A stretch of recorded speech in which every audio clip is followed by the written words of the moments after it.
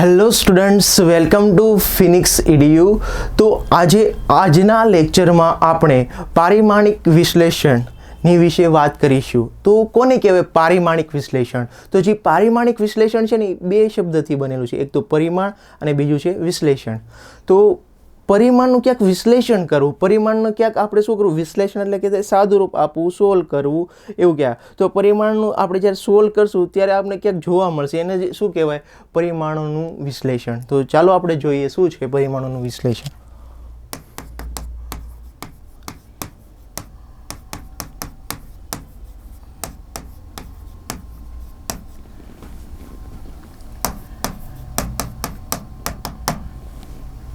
પરિમાણોનું વિશ્લેષણ. તો પરિમાણોનું જે વિશ્લેષણ છે ને એની ઉપયોગિતા શું છે? ઉપયોગિતા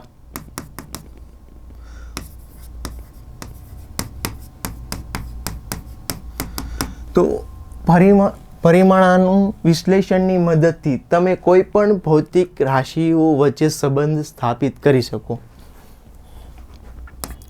હવે આ સંબંધ આપણે કઈ રીતના સ્થાપિત કરી શકીએ, તો એ હું તમને એક ઉદાહરણ આપીશ ને તો તમને વધારે સમજમાં આવશે. તો પહેલાં હું લખી દઉં જે મેં તમને કીધું કે આપણે કોઈ પણ ભૌતિક રાશિઓ વચ્ચે સંબંધ સ્થાપિત કરી શકીએ. ભૌતિક રાશિઓ વચ્ચે સંબંધ પરિમાણોના વિશ્લેષણ દ્વારા કરી શકાય છે. તો કઈ રીતના કરી શકાય, તો ચાલો આપણે ઉદાહરણ દ્વારા સમજીએ. તો એટલે કે ઉદાહરણ. તો અહીંયા ઉદાહરણ હું લખું છું. એક સાદું લોલક જેમનો આવર્તકાળ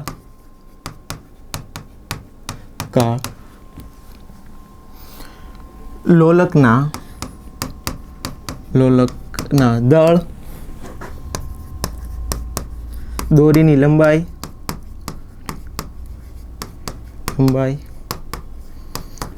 અને ગુરુત્વ પ્રવેગ પર આધાર રાખે છે. તો તેમનું સૂત્ર મેળવવું.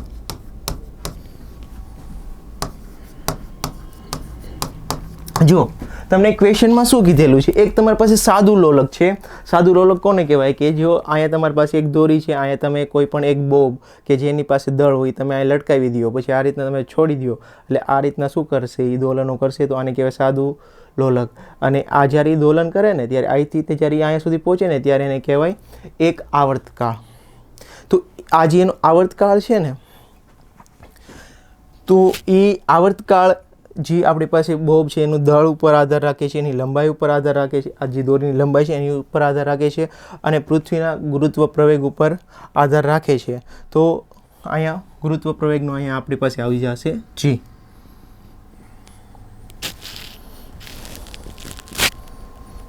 અહીંયા આપણે લખવું પડશે G.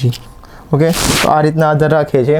તો હવે તમારે શું મેળવવાનું છે, તો આનું સૂત્ર કઈ રીતના બનશે એ આપણે મેળવવાનું છે. તો જો આમાં છે ને સૂત્ર મેળવવા માટે આપણે પરિમાણોનું વિશ્લેષણનો ઉપયોગ કરી શકીએ. તો કઈ રીતના ઉપયોગ થશે જોઈએ. હવે જો મારે આવર્તકાળનું સૂત્ર મેળવવાનું છે. હવે આવર્તકાળ છે એ અત્યારે વાત કરીએ શેની ઉપર આધાર રાખે છે, તો કે દળ ઉપર આધાર રાખે છે. દળ કોનું છે, જે તમારી પાસે બોબ હોય ને એનું દળ છે.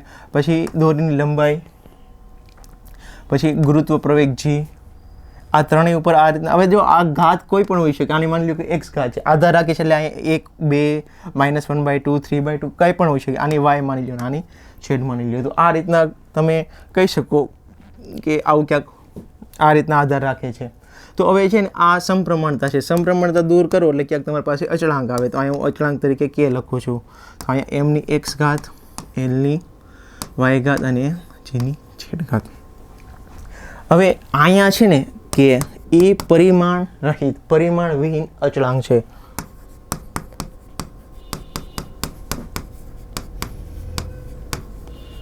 અચળાંક કે જેના કોઈ પરિમાણ નથી.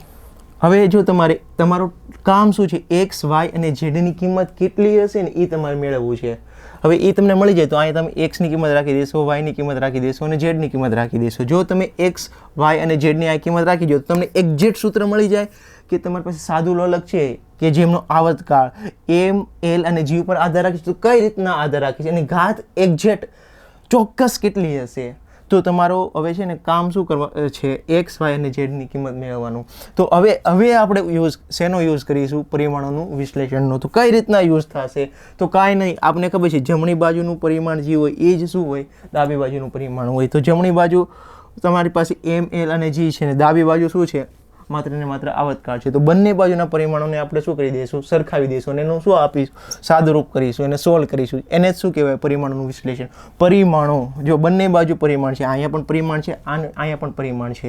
હવે બંનેને આપણે સોલ્વ કરીશું, એનું શું કરીશું, વિશ્લેષણ કરીશું. તો એને જ શું કહેવાય, પરિમાણોનું વિશ્લેષણ. તો ચાલો જોઈએ આપણે આનું વિશ્લેષણ કરીએ.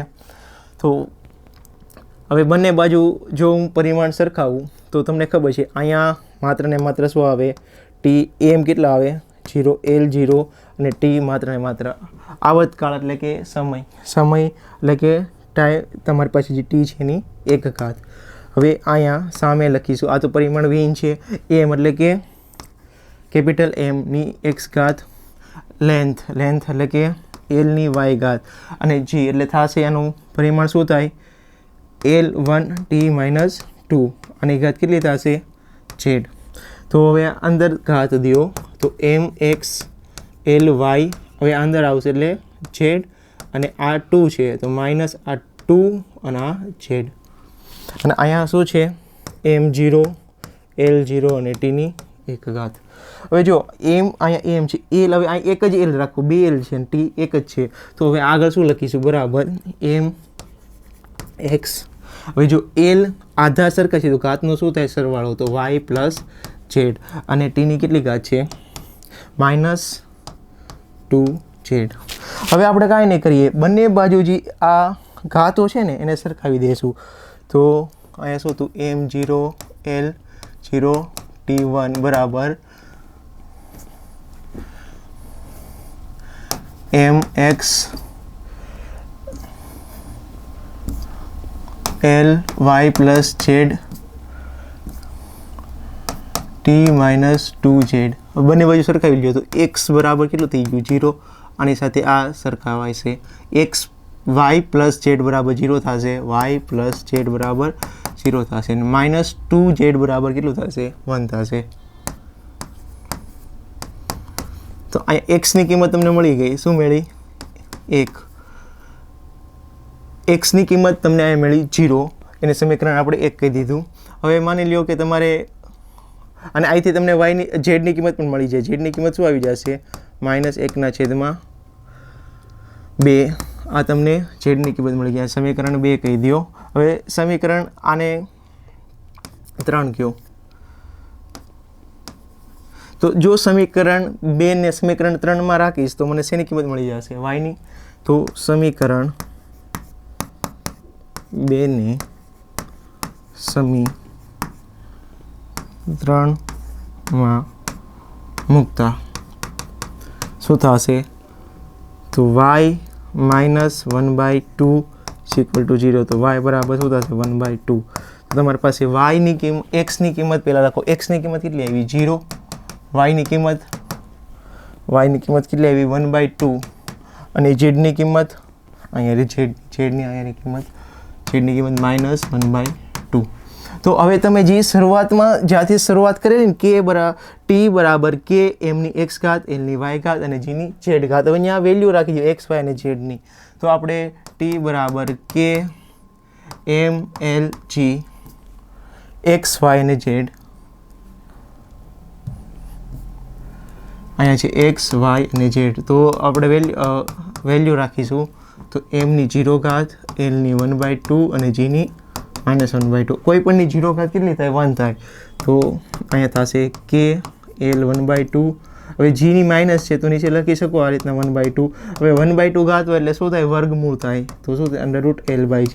તો તમારી પાસે આવર્તકાળ જે છે ને એનું આ રીતના તમે સૂત્ર મેળવી શકો. કેપિટલ T બરાબર K √L/G. જ્યાં K શું છે?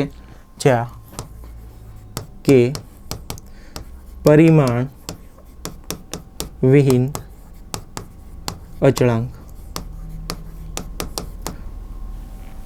તો આ છે પારિમાણિક વિશ્લેષણ અને તેની ઉપયોગિતા.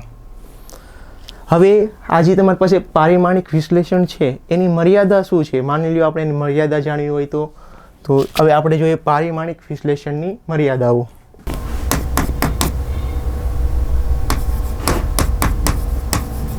પારિમાણિક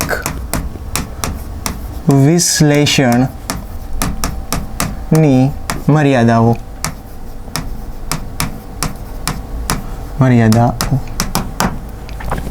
તો પારિમાણિક વિશ્લેષણની જે આ પદ્ધતિ હતી, જે આગળ તમે જોઈ પારિમાણિક વિશ્લેષણની પદ્ધતિ, તો એનો ઉપયોગ ક્યારે ન થઈ શકે? તો પહેલાં તો જે પારિમાણિક વિશ્લેષણની જે તમારી પાસે પદ્ધતિ છે ને એ તમારી પાસે જે K અચળાંક આવેલો હતો ને, તમારી પાસે છેલ્લું સૂત્ર હતું કેપિટલ T બરાબર K √L/G. તો K છે પરિમાણ વિહીન અચળાંક છે. હવે એની વેલ્યુ કેટલી હશે એની માહિતી નથી આપી શકતો. હવે એની ક્યાંક વેલ્યુ હશે ને 5, 10, 15, 17. એની પ્રાયોગિક વેલ્યુ છે 2π. T = 2π √L/G. હવે જે 2π આવે છે ને એ પારિમાણિક વિશ્લેષણ માહિતી નથી આપતું. તો એની એક મર્યાદા થઈ ગઈ. તો સૌપ્રથમ આપણે શું લખીશું કે જે તમારી પાસે અચળાંક આવે છે પરિમાણ વિહીન અચળાંક તેમની માહિતી આપતું નથી. પરિમાણ વિહીન અચળાંક ની માહિતી આપતું નથી. ઓકે, હવે સાંભળો. તો તમે આખું સમીકરણ સોલ્વ કર્યું ને, તમે કઈ રીતના કર્યું હતું? જો આ તમે સોલ્વ કરવાની શરૂઆત કરી હતી. હવે આ અચળાંક તરીકે તમે કે લીધો હતો, પણ માની લો જે તમારી પાસે એક અચળાંક ઉપર આધાર રાખે છે કે જે પરિમાણ ધરાવે છે. તમારે એને ક્યાંક ઘાત લેવી પડશે અને પછી એને સાદુરૂપ આપવું પડશે. જો કોઈ પણ અચળાંક હોય કે જે પરિમાણ ધરાવે છે, હવે એનું પરિમાણ આપણને ખબર નથી તો આપણે એને નહીં રાખી શકીએ ને કે શું છે? ભાઈ વેગ છે, પ્રવેગ છે, બળ છે, આપણને નથી ખબર. તો આપણે એના પરિમાણોને આ રીતના નહીં રાખી શકીએ એનું પરિમાણ શું છે. અને પછી આપણે સાદુરૂપ પણ એનું વિશ્લેષણ પણ નહીં કરી શકીએ. તો કોઈ પણ અચળાંક કે જે પરિમાણ ધરાવે છે તેની માટે પારિમાણિક વિશ્લેષણ વપરાતું નથી. તો આપણે શું લખીશું? આપણે લખીશું પરિમાણ ધરાવતા અચળાંક માટે આ રીત ઉપયોગી નથી.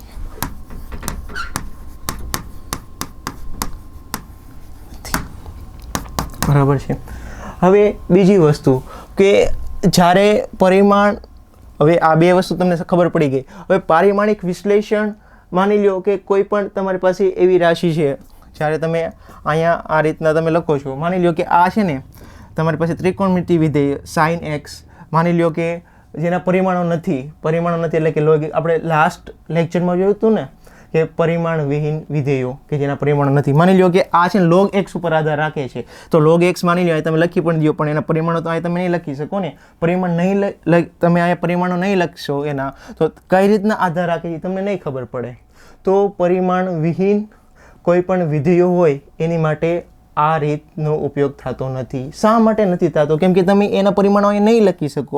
એના પરિમાણો અહીં નહીં લખો તો એનું વિશ્લેષણ નહીં થાય. તો એની ઘાતની જે કિંમત છે એ તમારી પાસે નહીં આવે. એની ઘાતની કિંમત નહીં આવે તો તમે આ રીતનો ઉપયોગ નહીં કરી શકો. તો આપણે શું લખીશું? પરિમાણ વિહીન વિધેયો જેવા કે શું? ત્રિકોણમિતિ,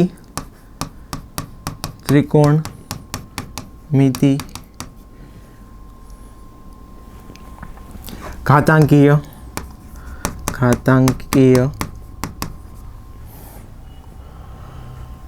માટે આ રીત ઉપયોગી નથી.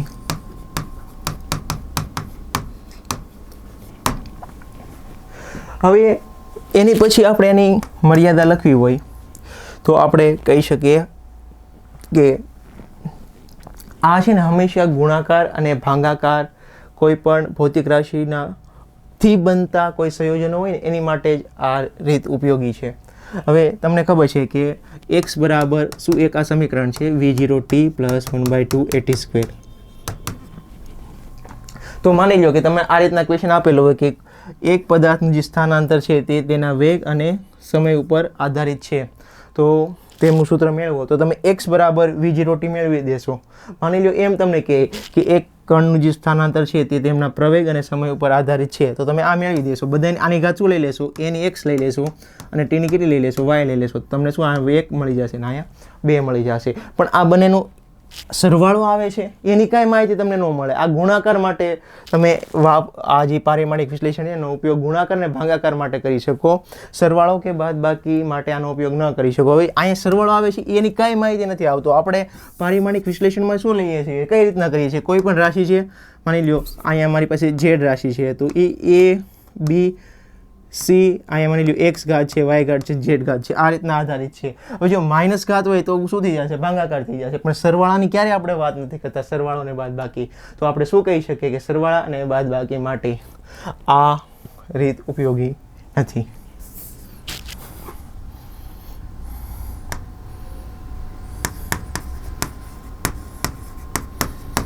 વિધેયોના સરવાળા અને બાદબાકી માટે આ રીત ઉપયોગી નથી. દાખલા તરીકે x બરાબર v0t પ્લસ 1/2 at². હવે જો અહીં સરવાળો આવે ને, અહીંયા સરવાળો, એની માહિતી આ પારિમાણિક વિશ્લેષણ તમને નથી આપી શકતું. તો આ સરવાળો અને બાદબાકી આની શું થઈ જશે? મર્યાદા. તો બસ આપણે આજના લેક્ચરમાં શું જોયું? પારિમાણિક વિશ્લેષણ. પારિમાણિક વિશ્લેષણ કઈ રીતના કરી શકીએ અને તેમની મર્યાદા શું છે. તો થેન્ક યુ. આપણે આજનો લેક્ચર અહીંયા સુધી રાખીશું.